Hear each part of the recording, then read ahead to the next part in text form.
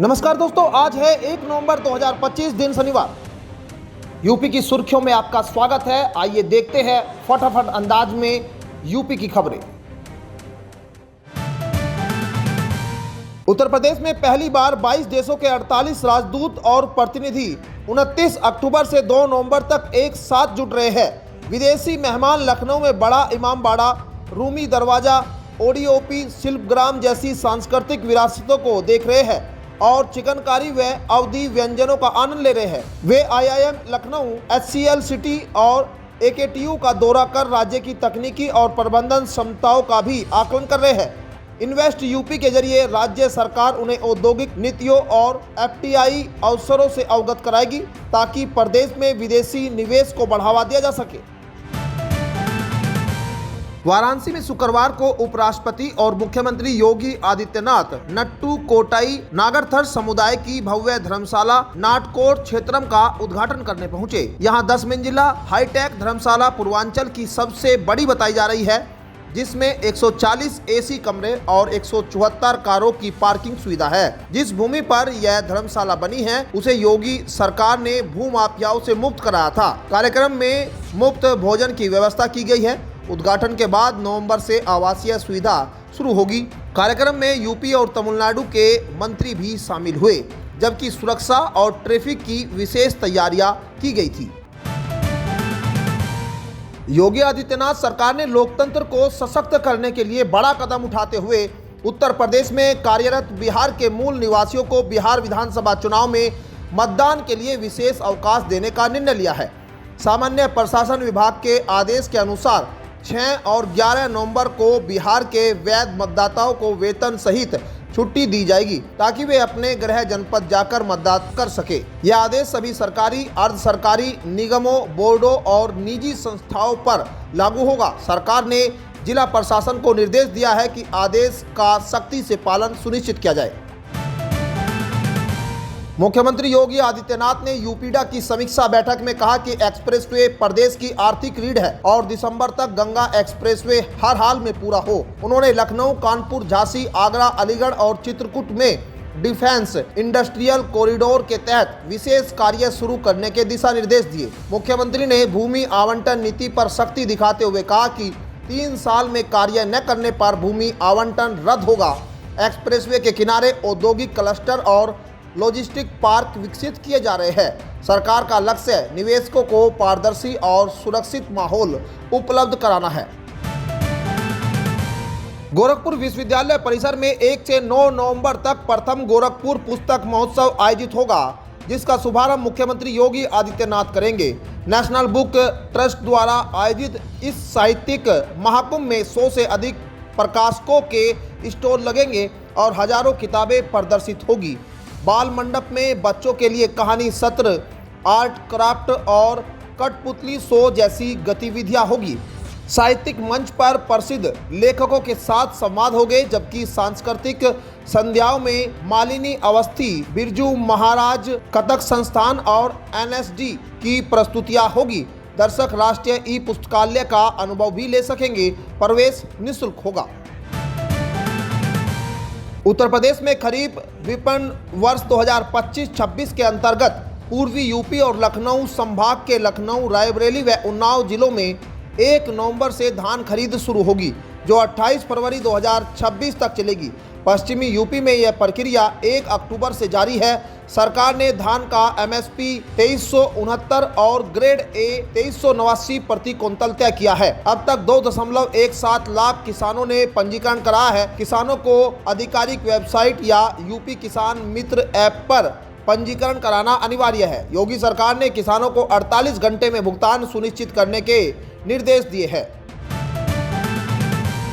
योगी सरकार ने भ्रष्टाचार पर सख्त कार्यवाही करते हुए राज्य कर उपायुक्त राजेश कुमार द्विवेदी को 5.95 करोड़ रुपए के फर्जी आईटीसी घोटाले में निलंबित कर दिया है। जांच में पाया गया है कि उन्होंने गोरखपुर में तैनाती के दौरान फर्जी फर्मों को जीएसटी पंजीकरण जारी किया और समय पर निरस्त नहीं किया, जिससे सरकार को भारी राजस्व नुकसान हुआ।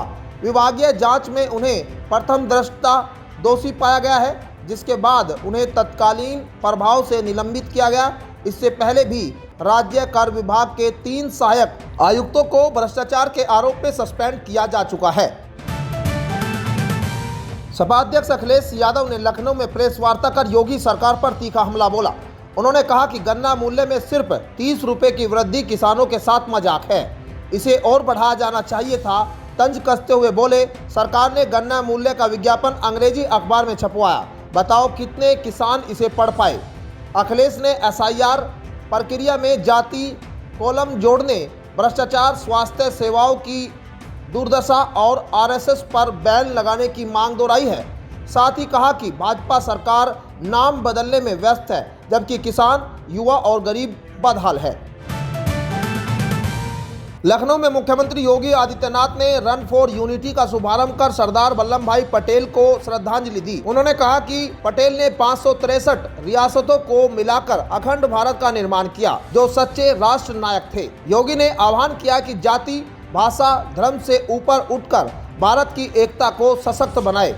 उन्होंने कहा कि प्रधानमंत्री मोदी ने केवड़िया में स्टैचू ऑफ यूनिटी के माध्यम से पटेल की स्मृति को जीवंत किया है। इस अवसर पर प्रदेश के 75 जिलों में रन फॉर यूनिटी आयोजित हुई। वहीं सपा प्रमुख अखिलेश यादव ने गन्ना मूल्य वृद्धि को लेकर सरकार पर निशाना साधा। लखनऊ में शुक्रवार को भारतीय किसान यूनियन अरा अवध के कार्यकर्ताओं ने अपनी मांगों को लेकर जोरदार प्रदर्शन किया। किसानों ने कानपुर रोड नगर प्रसार योजना, लखनऊ में 1, 2, 3, 4 अलीगंज सड़क एवं शहर विस्तार योजना और सीतापुर रोड प्रसार योजना के अंतर्गत अर्जन प्रभावित किसानों के जीविकोपार्जन के लिए चबूतरों के आवंटन की मांग उठाई। प्रदर्शनकारियों ने कहा कि भूमि अधिग्रहण से प्रभावित किसानों को वैकल्पिक आजीविका के साधन मुहैया कराना सरकार की जिम्मेदारी है। उन्होंने चेतावनी दी है कि मांगे पूरी न होने पर आंदोलन को और तेज किया जाएगा। CBSE ने 2026 की कक्षा 10वीं और 12वीं बोर्ड परीक्षाओं की डेट शीट जारी कर दी है। परीक्षाएं 17 फरवरी से शुरू होगी। कक्षा 10 की परीक्षा 10 मार्च तक और कक्षा 12 की परीक्षा 9 अप्रैल 2026 तक चलेगी। अधिकांश पेपर सुबह 10:30 से दोपहर 1:30 तक होंगे। छात्र आधिकारिक वेबसाइट से पूरा शेड्यूल डाउनलोड कर सकते हैं। पहली बार डेट शीट समय पर जारी होने से छात्रों को तैयारी का स्पष्ट रोड मैप मिला है। CBSE ने कहा कि परीक्षाएं शांतिपूर्ण और पारदर्शी तरीके से आयोजित की जाएगी। अलीगढ़ में मंदिरों पर आई लव मोहम्मद लिखे जाने के मामले में बड़ा खुलासा हुआ है। पुलिस जांच में पता चला है कि यह साजिश 4 हिंदू युवकों ने रची थी ताकि मुस्लिम समुदाय को फंसाया जा सके। मामला थाना लोधा क्षेत्र के बुलागढ़ी और भगवानपुर गांव का है, जहां 25 अक्टूबर को 5 मंदिरों की दीवारों पर यह नारे लिखे मिले थे। पहले पुलिस ने 8 मुस्लिम युवकों पर FIR दर्ज की थी, लेकिन जांच में सच्चाई सामने आई। जमीन विवाद के चलते युवकों ने यह हरकत की थी।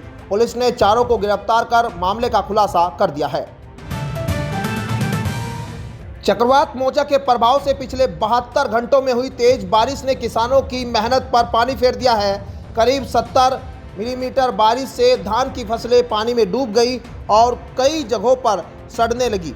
किसानों का कहना है कि 30% तक फसल बर्बाद हुई है, जबकि प्रशासन ने नुकसान केवल 10 से 12% बताया है। जिन खेतों में कटाई हो चुकी थी, वहां रखी फसल भी भीगकर नष्ट हो गई। किसानों ने सरकार से सटीक सर्वे और उचित मुआवजे की मांग की है। फिलहाल प्रशासन की टीमें नुकसान की आकलन में जुटी है। समाजवादी पार्टी अध्यक्ष अखिलेश यादव ने लखनऊ में आयोजित कार्यक्रम में बीजेपी सरकार पर जमकर निशाना साधा। उन्होंने कहा कि भाजपा ने किसानों की आय दोगुनी करने और 2 करोड़ नौकरियां देने का जो वादा किया था, वह झूठा साबित हुआ। अखिलेश ने कहा कि देश की खुशहाली का रास्ता समाजवादी विचारधारा से ही निकल सकता है। उन्होंने प्रधानमंत्री पर अंतर्राष्ट्रीय मंचों पर उठे सवालों को लेकर भी केंद्र सरकार से जवाब मांगा। कार्यक्रम में अखिलेश यादव ने सरदार पटेल की जयंती पर उन्हें श्रद्धांजलि दी और आचार्य नरेंद्र देव के योगदान को भी याद किया। दिल्ली NCR में मौसम का मिजाज बदल गया है। सुबह धुंध और रात में हल्की ठंड महसूस की जा रही है, जबकि हवा में प्रदूषण बढ़ गया है। मौसम विभाग ने बताया कि दिल्ली में फिलहाल बारिश की संभावना नहीं है। वहीं यूपी, पंजाब और हरियाणा में ठंड बढ़ रही है। राजस्थान में कई जगह हल्की से मध्यम बारिश दर्ज की गई और आगामी दिनों में बारिश जारी रह सकती है। उत्तर बंगाल में चक्रवाती तूफान मोथा के असर से बारिश की चेतावनी जारी की गई। अरुणाचल प्रदेश में भी भारी बारिश और तेज हवाओं का अनुमान जताया गया है। तो ये थी आज की 15 फटाफट खबरें। अगर आपको वीडियो पसंद आया तो वीडियो को लाइक, शेयर व कमेंट जरूर करें। धन्यवाद।